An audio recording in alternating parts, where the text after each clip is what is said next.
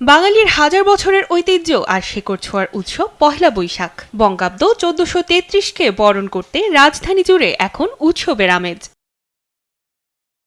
পহেলা বৈশাখের সকালে ঢাকা বিশ্ববিদ্যালয়ের চারুকলা অনুষদ থেকে বের হবে বৈশাখী শোভাযাত্রা। দেশের লোকজ ঐতিহ্যের প্রতীক একতারা, মুখোশ ও নানা শৈল্পিক উপকরণে ফুটে উঠবে বাঙালির সংস্কৃতি ও ঐতিহ্য।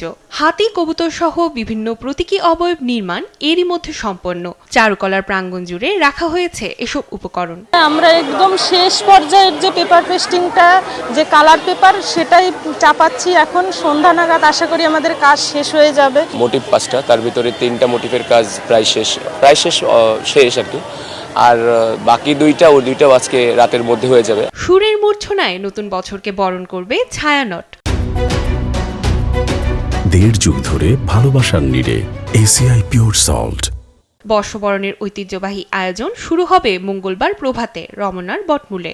ভয়কে জয় করার প্রত্যয়ে গাইবেন ছায়ানটের শিল্পীরা।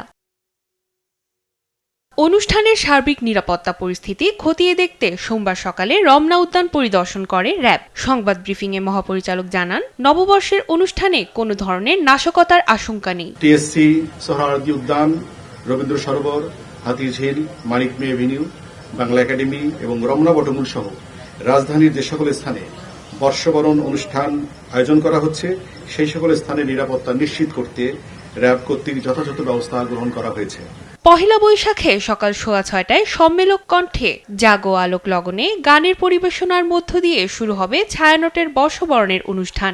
2 ঘণ্টার অনুষ্ঠানে ছায়ানটের শিল্পীরা মোট 22টি গান গাইবেন। পাঠ থাকবে 2টি। আরিফিন ঈশা, দেশ টিভি, ঢাকা।